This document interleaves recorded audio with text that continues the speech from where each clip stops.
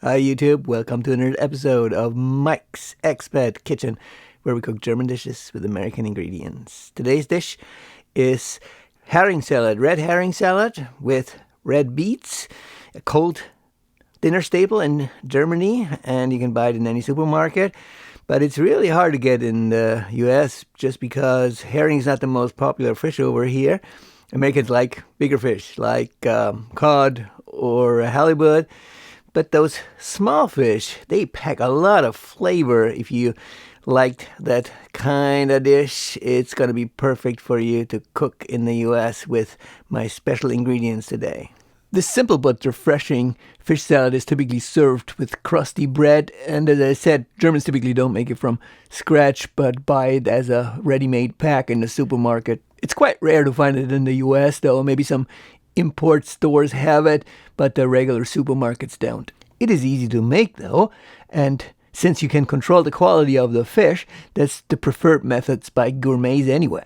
Now, what's the best way to get herring in the US? In Germany, the fish is typically caught when it's no longer than 10 inches, and fish markets and stores sell it as soused herring, which is another word for pickled herring. And that's done by marinating it either in brine or in a vinegary or wine-based sauce. The latter results in a Bismarck herring. Note that the German word for herring is spelled with one R only, and it's pronounced Hering, not herring. So this Bismarck herring usually comes on a bun with some onions. Note that none of this is cooked, but the vinegar or wine-based sauce preserves the fish until it's ready to be eaten. Another variant of this marinated herring is the so-called Rollmops, which is just rolled up around a piece of cucumber. So that's all the vinegar-based marinade preservation techniques. But if you let the herring sit in a brine, which is just a salty solution for an extended amount of time, you get what's called a matjes herring, which has a pink to reddish color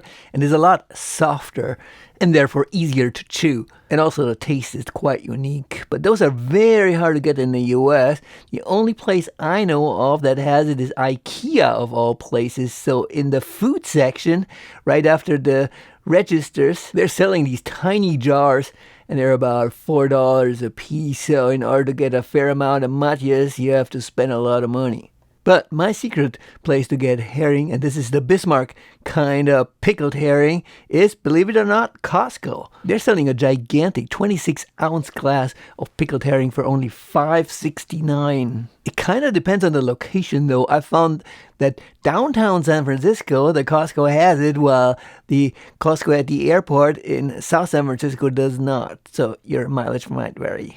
The second ingredient to our fish salad is red beets, which you need to cook for about an hour for them to get soft. Although some hardliners might disagree, only cooked red beets are suitable for the salad. But if you're in a hurry and want to serve dinner right away, you can use those cooked red beets, which are shrink wrapped, and Costco also has that for $9.39 for almost 3 pounds. Alright, here are the ingredients one more time for enough fish salad to serve about 5 people. 1 26-ounce glass of pickled herring, 1 pack or about 10 ounces of cooked red beets, 1/2 of a medium-sized onion, finely chopped, 1 to 2 tablespoons of red balsamic vinegar, 1 tablespoon of vegetable oil, 3 tablespoons of mayo, 1 pound of the sour cream. If you want it less rich, you can get by with about half of that. About 4 ounces of pickles, German pickles preferred, these cornichons from Trader Joe's are pretty good. You need about 10 of them. 1 teaspoon of salt. About a 1/4 cup of heavy whipping cream. 1 teaspoon of mustard, German mustard preferred. And 1 tablespoon of sugar. Okie dokie, now let's put these ingredients together real quick. Let's start by chopping the onion really finely. By the way, I once made the mistake to use onion slices for the fish salad, using a mandolin to slice the onions.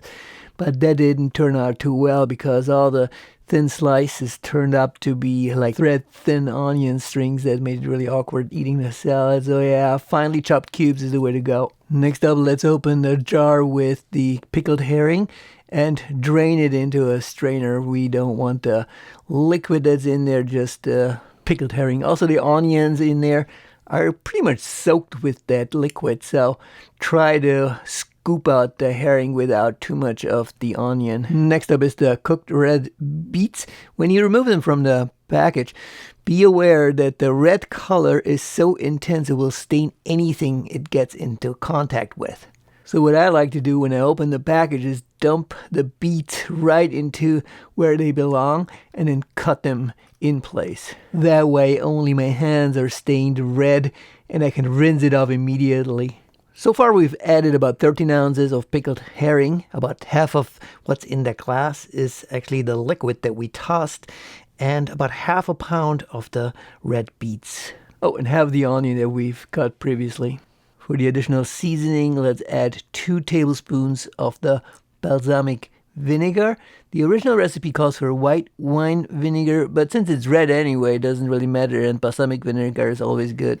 For the mild spiciness, let's add a teaspoon of the mustard.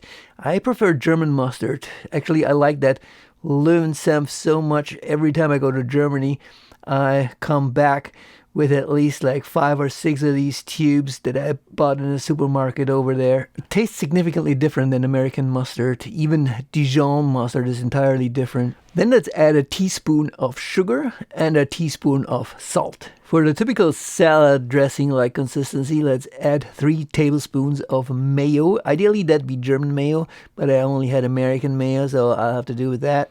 Then comes the sour cream. I'm using the entire pound here, which is probably a little bit too generous. If you like less rich of a meal, then probably half of that would do as well. Or maybe use a lighter version of the sour cream. That'll work just fine. Because we're still going to add about half a cup of the heavy whipping cream so that we get a really creamy salad that will work very well with the herring. To smoothen the sour cream, let's add 1 tablespoon of salad oil. I'm using the grapeseed oil here, but you can also use sunflower oil.